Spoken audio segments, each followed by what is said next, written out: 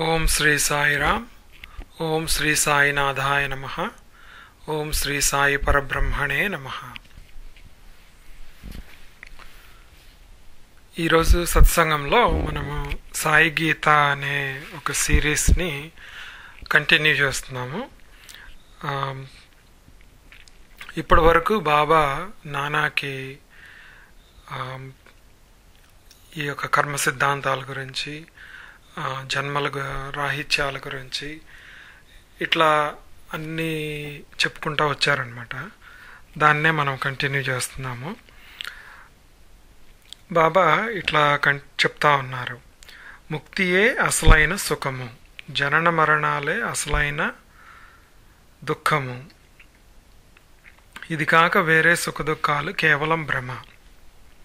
పుట్టడం చనిపోవటం అనే ఈ రెండు ప్రక్రియలనే సంసారం అని అంటామని చెప్పారు బాబా. మనము సంసారంలో ఎలా వ్యవహరించాలి అన్న దాని గురించి బాబా ఇంకా ఇలా చెప్తున్నారన్నమాట. దేహ ప్రారబ్ధం వలన ఏ స్థితి లభించిందో దాన్ని ఆనందంగా అనుభవించాలి. ప్రారబ్ధవశంగా ఇతరులకు కలిగిన స్థితిగతుల కోసం ప్రాకులాడకూడదు. ఈ ప్రపంచం అసత్యమే అయినా ప్రారబ్ధం సత్యమే అని బాబా చెప్తున్నారు. భార్యాపుత్రులు,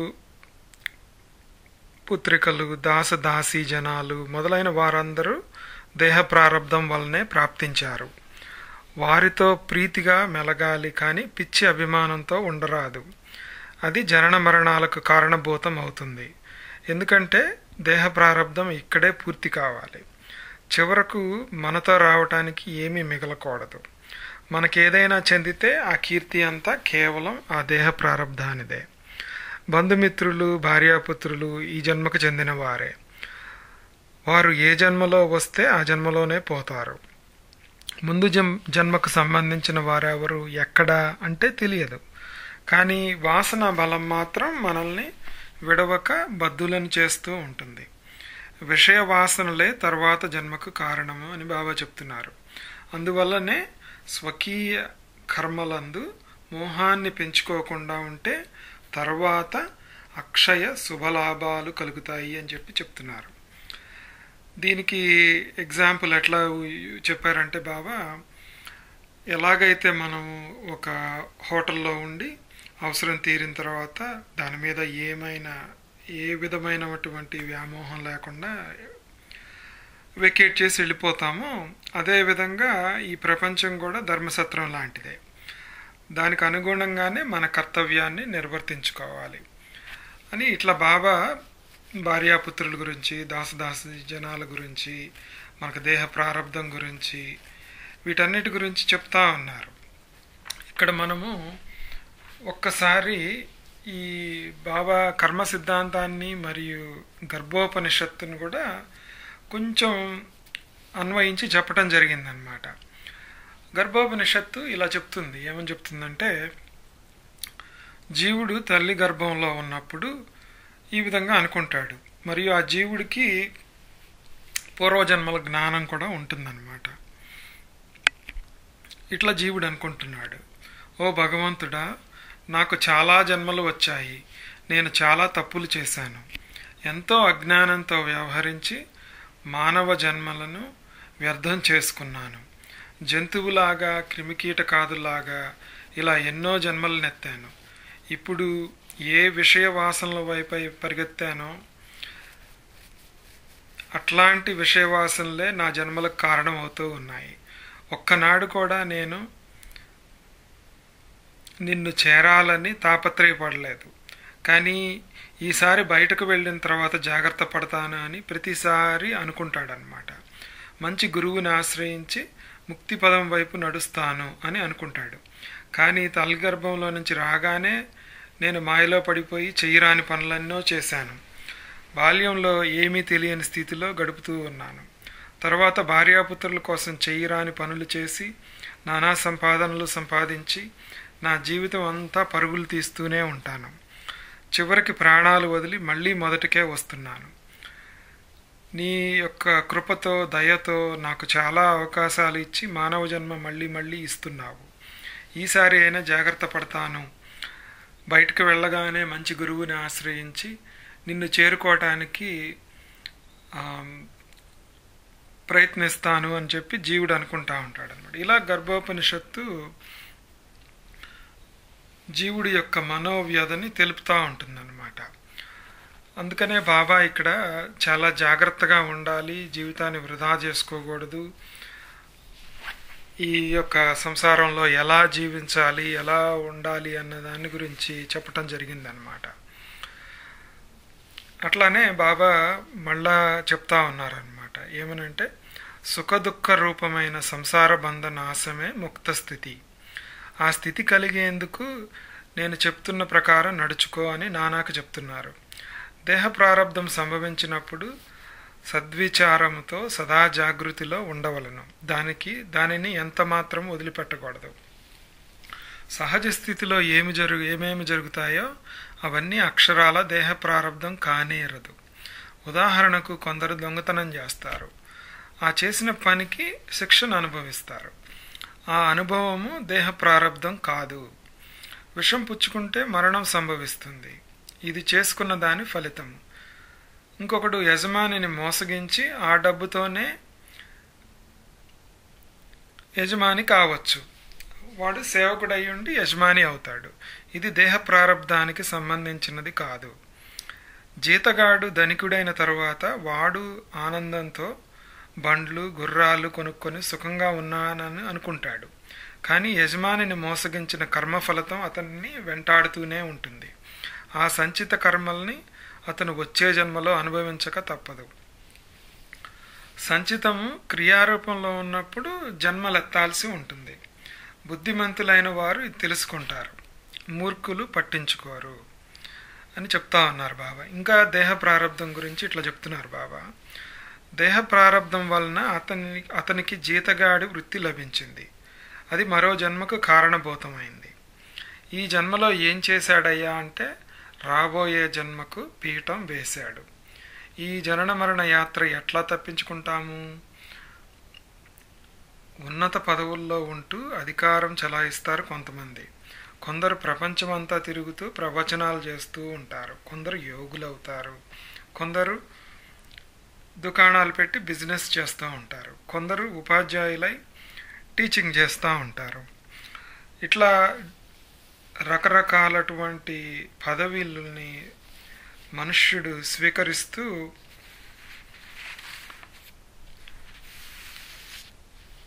ఉంటాడనమాట.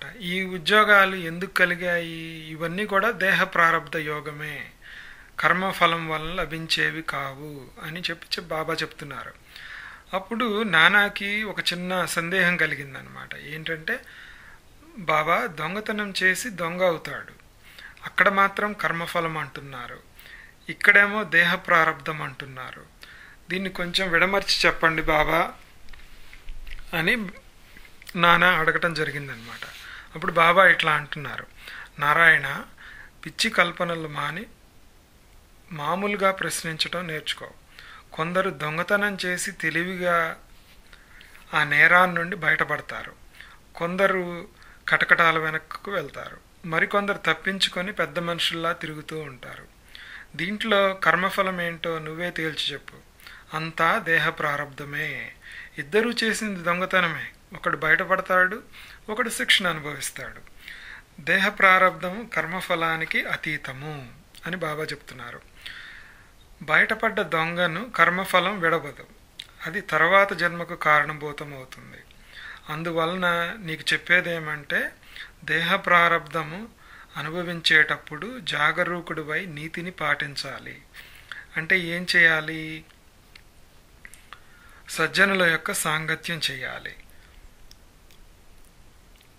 సంతుల సముఖంలో కూర్చోవాలి, దుష్టులు దుర్జనులు భక్తి లేని వాళ్ళ ఛాయకు కూడా పోకూడదు, అభక్ష్యములను భక్షించకూడదు, అంటే తినరాని వాటిని తినకూడదు అని చెప్తున్నారు బాబా. అనవసరమైనటువంటి వాదాలకు ఆర్గ్యుమెంట్స్కు పోవద్దు. ఎప్పుడూ సత్యాన్నే అంటిపెట్టుకొని ఉండు.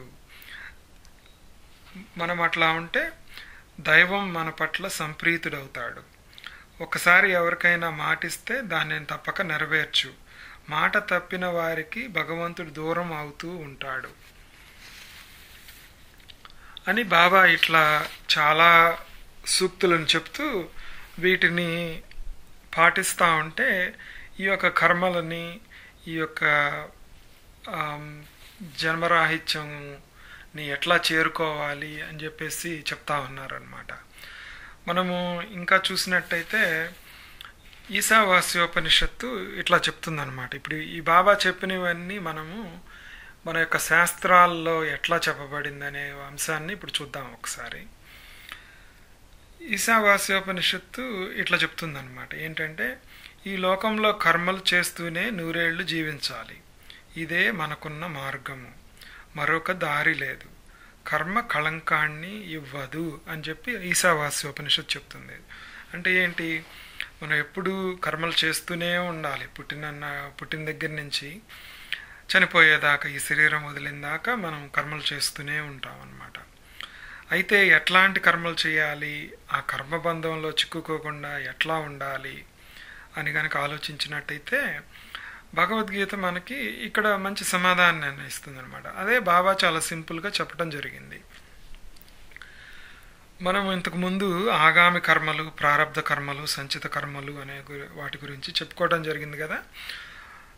అట్లానే ఆగామి కర్మల్ని కనుక తీసుకుంటే వాటిని ఎట్లా మనం అధిగమించాలి అంటే కర్మయోగం ద్వారా మాత్రమే. మనం చేసే కర్మలన్నిటినీ అధిగమించి వాటిని కర్మయోగం ద్వారా మాత్రమే చేయాలన్నమాట. అంటే ఏంటి, బాబాని దృష్టిలో ఉంచుకొని, బాబా ఎలాగైతే అల్లా మాలిక్ అనుకుంటా ఎప్పుడు చెప్పేవాళ్ళు, అల్లా అచ్చా కరేగా అని చెప్తూ ఉండేవాళ్ళు కదా, అట్లానే మనం కూడా ప్రతి పనిని బాబా అనుగ్రహంతో చేస్తూ ఉండాలి, బాబాకి సమర్పించుకుంటూ ఉండాలన్నమాట. అప్పుడు ఈ యొక్క ఆగామి కర్మల్ని మనం అధిగమించగలుగుతాం అన్నమాట. అట్లానే రెండవది ప్రారబ్ధ కర్మలను మనము బాబా ఎడల అమితమైనటువంటి భక్తితో ఉండి అనుభవించి వాటిని ఖర్చు చేసుకోవాలి, అంతే తప్ప వీటిని వదిలించుకునే ఉపాయం ఏమీ లేదు. మూడవది వచ్చేటప్పటికి ఏంటంటే సంచిత కర్మలు.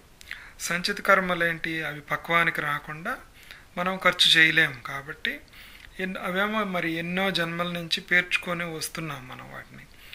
వీటిని గురువు దయతో, అంటే జ్ఞాన మార్గం ద్వారా మాత్రమే తీసివేయగలుగుతాము. దానికోసం మనము సాయి చెప్పినటువంటి అన్ని సాధనల్ని, అన్నిటి పద్ధతుల్ని గురు మార్గం ద్వారా మాత్రమే ఈ యొక్క సంచిత కర్మల్ని మనం వదిలించుకోగలుగుతాము.